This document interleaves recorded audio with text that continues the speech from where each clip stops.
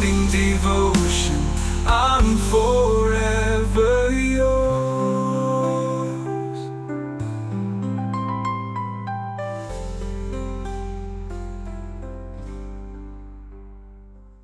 Praise God, hallelujah. കർത്താവ് നിങ്ങളെ ധാരാളമായി അനുഗ്രഹിക്കട്ടെ. കർത്താവിന്റെ വചനം മാറ്റമില്ലാത്ത വചനം, ജീവിപ്പിക്കുന്ന വചനം, അസാധ്യതകളെ സാധ്യമാക്കുന്ന വചനം. പ്രിയപ്പെട്ടവരെ, നിങ്ങൾക്കൊരു അത്ഭുതമായി മാറാൻ ആഗ്രഹമുണ്ടോ? നിങ്ങളുടെ ജീവിതത്തിനകത്ത് ദൈവപ്രവൃത്തി വെളിപ്പെടാൻ ആഗ്രഹമുണ്ടോ? നമുക്ക് ദൈവവചനത്തിൽ കാണുമ്പോൾ യോസെഫിനെ അവന്റെ സഹോദരങ്ങൾ പകച്ചു. കാരണം അപ്പൻ അവരെക്കാൾ അധികമായി സ്നേഹിച്ചു.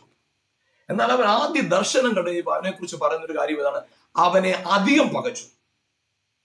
എന്നാൽ ഹല്ലേലൂയ, വീണ്ടും ദർശനം കണ്ടപ്പോ പറയുന്നൊരു കാര്യം ഇതാണ്: അവർക്ക് അവനോട് അസൂയ തോന്നി.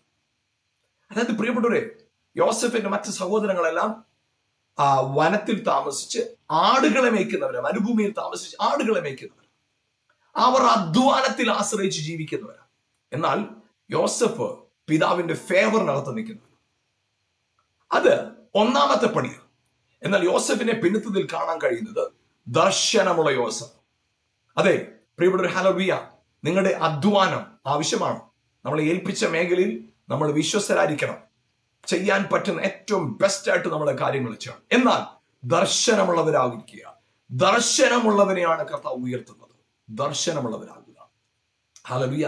പ്രിയപ്പെട്ട യോസെഫ് മനാശെ വന്നപ്പോ അവന് പറഞ്ഞൊരു കാര്യം, മനാശെ ജനിച്ചപ്പോ അവൻ പറഞ്ഞൊരു കാര്യമാണ്: എന്റെ പിതൃഭവനത്തെയും എന്റെ സങ്കടത്തെയും മറക്കുമാറാക്കി അവൻ പഴയതിനെ മറന്നു.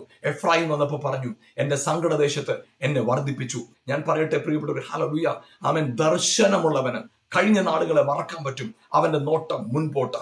ഇന്ന് ഞാൻ പറയട്ടെ, ഇന്ന് പകൽ നിങ്ങളുടെ ജീവിതത്തിനകത്ത് അല്ലെങ്കിൽ ഇന്നലകളിലെ കാര്യങ്ങളെ ചുമന്നുകൊണ്ട് നിങ്ങൾക്ക് മുന്നോട്ട് ശക്തമായി കുതിക്കാൻ സാധ്യമല്ല. ഇന്ന് നിങ്ങളുടെ ജീവിതത്തിനകത്ത് പഴയതിനെല്ലാം മറക്കുക, പ്രതികൂലങ്ങളെ മറക്കുക, പ്രതിസന്ധികളെ മറക്കുക.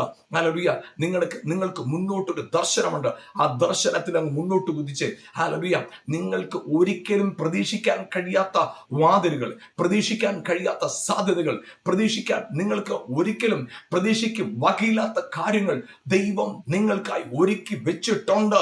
ഹല്ലേലൂയ, അതിന് ദർശനമുള്ളവരാകുക. അധ്വാനം ആവശ്യമാണ്. ചെയ്യേണ്ട കാര്യങ്ങൾ ചെയ്യണം. യോസെഫ് പോത്തിഫറിന്റെ വീട്ടിൽ അവൻ ചെയ്യുന്ന കാര്യങ്ങൾ അവൻ ചെയ്യുന്നവനായിരുന്നു. എന്നാൽ വിശ്വസ്തനുമായിരുന്നു, ദർശനമുള്ളവനായിരുന്നു. പ്രിയപ്പെട്ടവർ, ഇന്ന് പകൽ ദർശനമുള്ളവരാകുക. ദർശനമുള്ളവരാകുക.